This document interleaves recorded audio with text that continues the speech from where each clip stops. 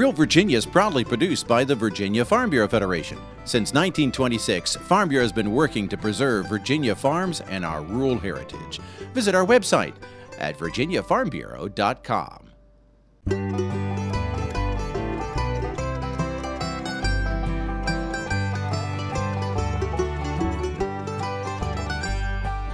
Home will always be Virginia, between the Blue Ridge and Chesapeake Bay, Atlantic to Appalachia,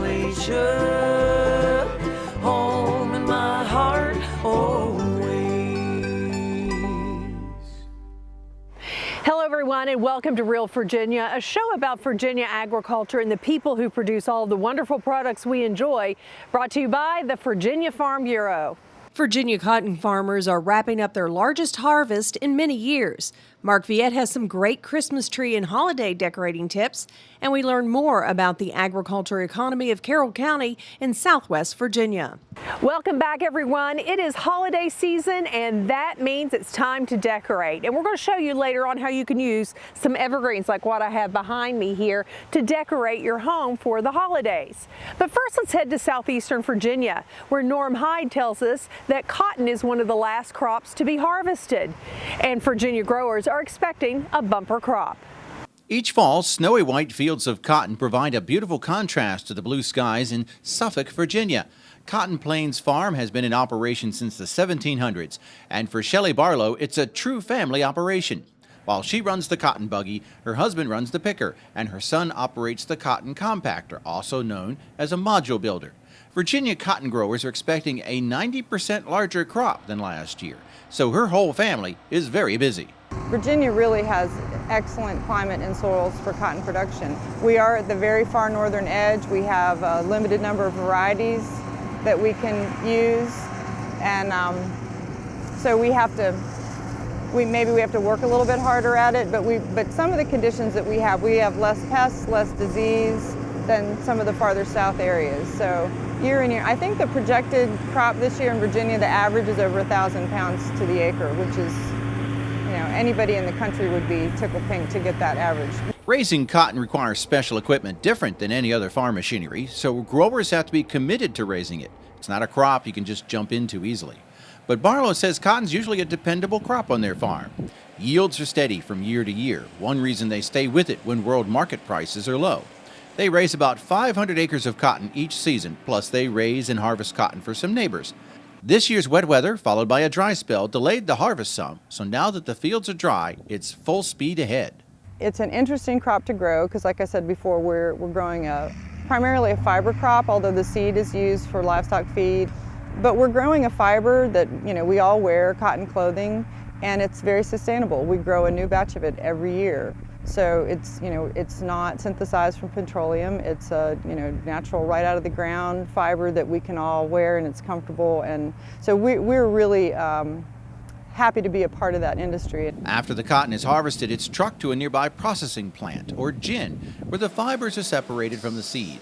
The Commonwealth Cotton Gin's only 15 to 20 minutes away from the Barlow farm and serves cotton growers in several southeastern Virginia counties. Father and son Tommy and Chris Alphin own the gin and supervise the ginning and distribution process. The first thing that happens is that it gets dried a little bit to a level where we can clean the coarseness out of it, and then it's either dried more or less to clean the fine materials out of it. And in the process, we are separating the cotton seed from the lint, and as gently as absolutely possible, cleaning the cotton. Virginia cotton growers expect to harvest 83,000 acres this year, producing about 190,000 bales of cotton. Producers planted 11,000 more acres of cotton last spring, expecting a good market this year. Because most of the crops used to make clothing overseas, cotton prices are driven by world demand. Virginia cotton is shipped from the Port of Virginia and other East Coast ports to China, Vietnam, South Korea, and other Asian buyers. There it's made into clothing that's sold around the world.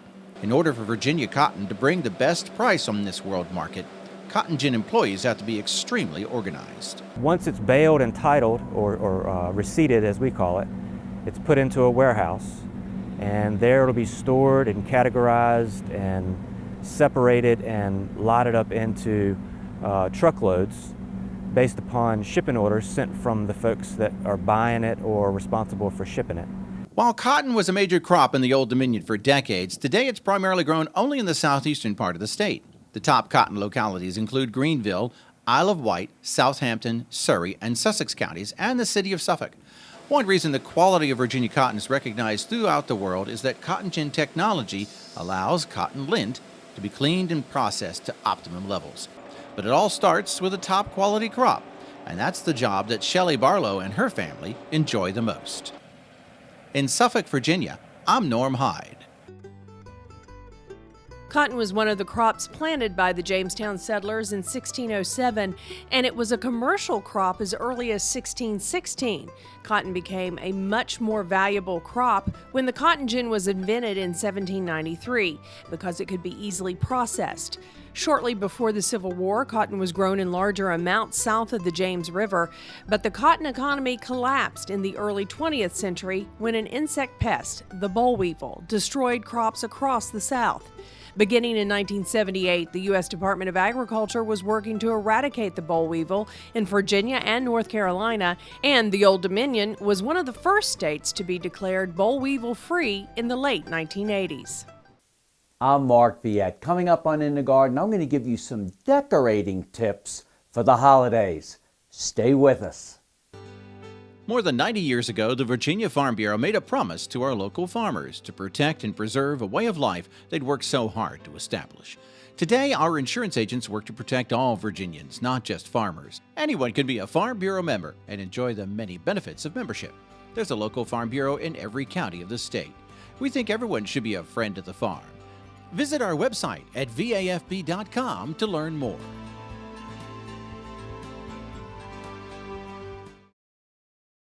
If you have a live tree in your home for the holidays, Mark Viette has some suggestions on how you can decorate it and make it even more beautiful in the garden.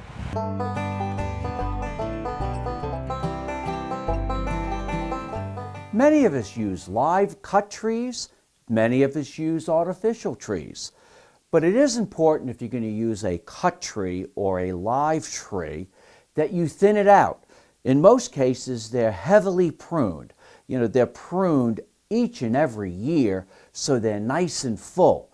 But if you have nice and full trees, it's really difficult to not only put the lights inside the tree, but also to find spaces for larger ornaments.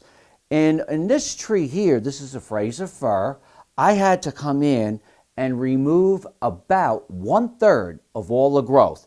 And you'll see, like right where I'm putting my hand through here, I created one whole layer. I removed one whole layer of branches. Underneath it here, I removed another whole layer of branches. This allowed me to really push the lights back in the tree.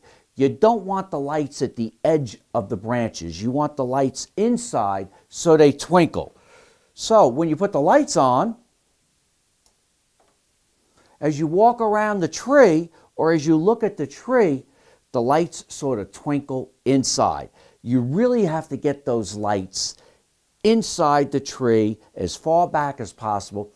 Probably took me close to 4 hours to put the lights on this tree. There are lots of sets.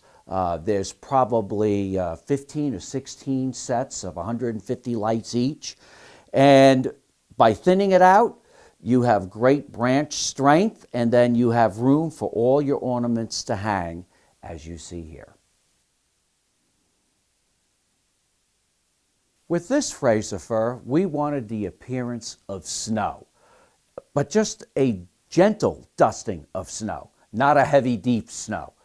And there's a process that you take this material, which is made up of cotton, mica, maybe dacron. It's a powdered material. Again, you've got to wear respiratory protection and eye protection. But what you do is this material is sifted. It has a glue in it, and then you have a little hand sprayer, and it just delicately puts the snow on the tree as if it was just a little diamond dusting that occurred over the evening.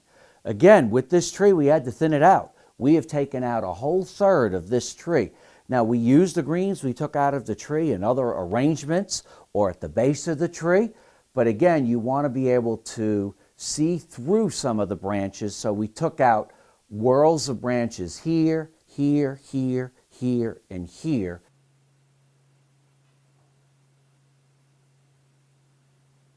A lot of people collect antiques, and this whole arrangement, the lower shelf here, is comprised of, antique toys, glasses, the old antique bulbs that they would use on Christmas trees.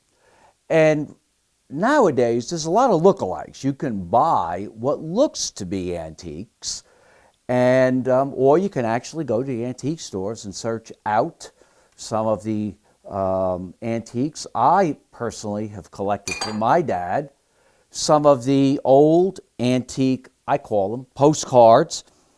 And this one's here, 1907, 1911 here, and it shows how popular the poinsettia was back in 1911.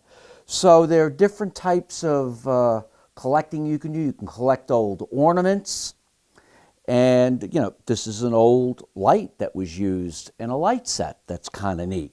So you can create a display, and we even just have some of the old, what we used to call tinsel, or can't get this anymore. This is lead. These are lead icicles, but you can buy lookalikes that are made just to look like this, and you can use them in your decorations. And when we're done, we just pack up this whole decoration as one, put it in 1 or 2 boxes, so it's easy next year to take it out and set it up just like you see here. I'm Mark Viette. Join me next time in the garden. For more garden tips, go to inthegardenradio.com. The holidays often mean baking special treats. Coming up next, Chef John Maxwell has a recipe to use pumpkin to bake a delicious dessert in the heart of the home. Pumpkin, it's not just for Halloween anymore. Chef John Maxwell has a great recipe for pumpkin cheesecake that's sure to please everyone for your holiday festivities in the heart of the home.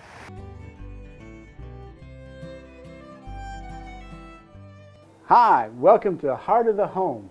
I'm Chef John Maxwell, and we're here at Meadow Hall and Meadow Event Park in Doswell, Virginia, where we get to play with great Virginia food every week. Today, we're going to be playing with great seasonal vegetable, pumpkins. Pumpkins are everywhere this time of year, and we're going to be making a pumpkin cheesecake. So, we're going to get started by making the crust. I'm going to add 2 cups of chopped pecans here. I'm going to add some melted butter. Right? And the actual recipe numbers are on my website, and on the website for the Farm Bureau, so you can go up there and figure out exactly how much butter. It's about 2/3 of a cup. But all the ingredients are listed up there with the recipes. And now I'm going to put this into the oven and let it toast off a little bit. Okay, while the crust is firming up in the oven, we're going to mix our batter. So I've got about 1 pound of softened cream cheese. Now you can use commercially soft cream cheese, like a whipped cream cheese for this, but you'll need to add a bit to the volume because that makes it measure more. All right, now we're going to add our cooked mashed pumpkin. Now this can be pumpkin left over from a dish that you've done for the holiday, or it can be canned if you want it to be canned. This time of year you can get that. But it needs to be cooked and it needs to be mashed in order to mix in with this cream cheese. So now I'm going to mix this together. Now I'm going to take some sugar, about 2/3 of a cup. I'm mixing the pumpkin and the cream cheese together to make sure it's relatively smooth. And it's okay if there are some chunks in here. Some white streaks in the cheesecake are not going to be a bad thing. So you want to make sure that it's seasoned well. So I've got some nutmeg, and some cinnamon, And so this is what nutmeg looks like whole, right? And we grate it down and put it in there. It's got a very great aroma. So we'll mix this in, get that distributed all through.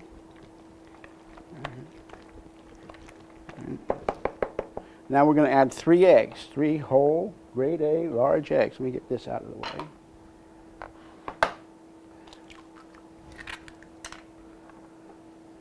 Now I'm pounding it on a flat surface. I always pound on a flat surface to open eggs so that the shell doesn't get into the egg.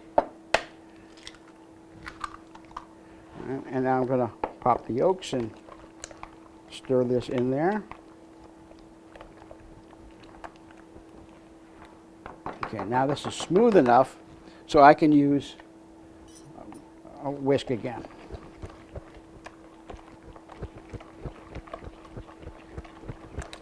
I'm going to add a teaspoon or so of vanilla.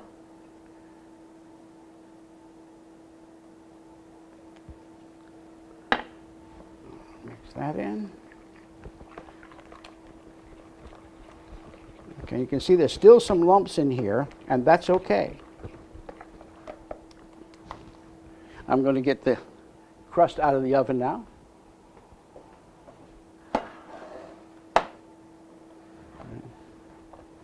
And I'm going to add the pumpkin filling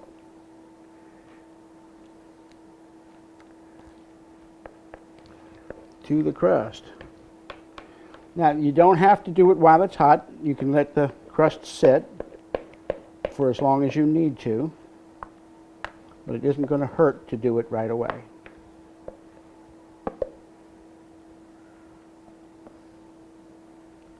All right.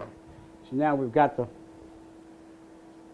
pumpkin cheesecake batter in the springform round, and I'm going to put this in the oven, and it's going to take about 50 minutes to bake. Now, I've taken this out of the oven. It's cooled off enough for me to be able to handle it and to take this springform pan apart, right? But it isn't cooled off yet enough to cut. So I'm going to use one I baked before, cut it, and I've set this plate so we can see a way to set it up, but I've got some ground nutmeg and some ground cinnamon around with the garnish of the ingredients. So here we have it. This is a pumpkin cheesecake with a pecan crust. Join us next week on Heart of the Home when we get to play with more great Virginia food. Recipes from the Heart of the Home can be found online at chefjohnmaxwell.com and virginiafarmbureau.com. Historians believe pumpkins were one of the first foods grown for human consumption and can be traced back to Central America 7,500 years ago. Originally grown for its flesh, not the seeds, they were extremely useful for winter meals, since the rind allowed them to be stored for months. The earliest reference to pumpkin meals in colonial America dates back to a cookbook in the early 1670s. The tradition of baking pumpkin pie goes back to the 19th century, when American cooks sought ways to create sweet treats from the orange gourd. Today it remains one of the most popular symbols of fall and holiday meals and entertaining.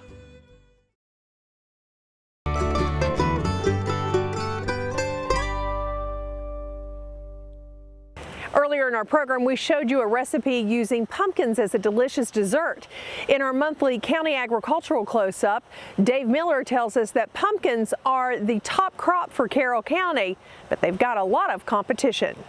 Tucked into the mountains of southwest Virginia and the border of North Carolina, Carroll County is a regional agricultural powerhouse. It was established from neighboring Grayson County in 1842 and officially named after Charles Carroll of Maryland, one of the original signers of the Declaration of Independence. The first settlers were Scotch-Irish pioneers who worked the land and mined for lead in the mountains. Kylene Barker, 1979 Miss America, graduated from Carroll County High School. Legendary Virginia Tech football coach Frank Beamer was born and raised here, and former Virginia Farm Bureau Federation president Bruce Hyatt hails from there. But Carroll County is better known throughout the Mid-Atlantic for its cool climate and excellent vegetable production. Some have called it the salad bowl of southwest Virginia. We're standing here in a pumpkin field. Carroll County produces more pumpkins than any other county in Virginia. We're number 2 in production of sweet corn, We're number 4 in the number of acres of harvested vegetables, number 5 in Christmas trees, number 8 in fruits and berries harvested in Virginia, number 9 in the acres of forage land used for forage like hay and silage, and number 10 in cows and calves numbers in Virginia. We're at about a 2,000 feet elevation, which gives us the cool summer nights, which gives us the opportunity to grow the crops that's going to be used to our south. You know, that time of year, they're having trouble growing things, and it gives us the opportunity to supply their produce. This has always been known as Produce Alley, Carroll County has, because it was kind of a halfway point between a lot of places in West Virginia and Southern Ohio and the Columbia Farmers Market in South Carolina. Pumpkins became number 1 in Carroll County more than a decade ago. Kevin Simones says prior to that, cabbage was king. The land and the climate are perfect for cabbage and other cool season vegetables, and broccoli is also a popular crop. I think if you back up a little bit, Carroll County at one time growed 5% of the United States cabbage. That's an incredible number for one small county in Virginia. Agriculture certainly is important to Carroll County's economy. There are 980 farms on 140,474 acres here. $43.4 million worth of farm products are sold each year. 3/4 of that farm income is from cattle, the rest from fruits, vegetables, and Christmas trees. There are also several dairy and sheep farms in the county. Another economic engine for Carroll County agriculture is the Southwest Virginia Farmers Market. A state-owned facility, it allows small producers to commingle their harvests for sale to larger buyers like grocery chains. And it has a retail farmers market for direct sales to the public. The market is right off Interstate 77, which cuts through the county north to south and makes it easy to ship crops to other states. Broccoli, cauliflower, same family, cold crop family are increasing, and we saw that we could sell those products if we could produce them and package them in a way that, you know, your chain store business would take them. So we worked on that, and the market has got us to that point, okay? And that's really important. It's almost like its own insurance policy in a way, because, you know, one of these pumpkins may not work good this year. You know, it may be that the oranges aren't selling good, but these novelties may be. Or it may be that it's a bad year for cabbage, but it's a good year for beans. The climate and the location of Carroll County are perfect for growing vegetables and cattle. But don't forget the great mountain scenery and friendly neighbors that make it a strong farming community. It is a beautiful place to live. Again, I've said this before, but the climate is just unbelievable, especially in the summertime when a hot day is 90 degrees and then it always cools down at night, like we've talked about with the broccoli and the cool summer nights. That's wonderful. We don't even use our air conditioners at night. I really enjoy watching from seed to product going out the door. The process of putting it in the field to growing it and selling it, and you know, there's happiness there. And I'm able to stay in my home county. I'm able to raise my family in the location that I was raised. There are manufacturing jobs in the area, and the interstate highway allows residents the opportunity to commute to jobs outside the county. The Blue Ridge Parkway also offers some tourism jobs, but agriculture is still a crucial part of the culture and economy of the scenic mountain community. In Carroll County, Virginia, I'm Dave Miller. That's going to do it for this edition of Real Virginia. We are so glad you could join us to help us celebrate the bounty Virginia has to offer. Whether it's in your home, your garden, or your landscape, we are proud to say that this is Real Virginia. So for everyone from the Virginia Farm Bureau, thanks for watching. Make it a good week.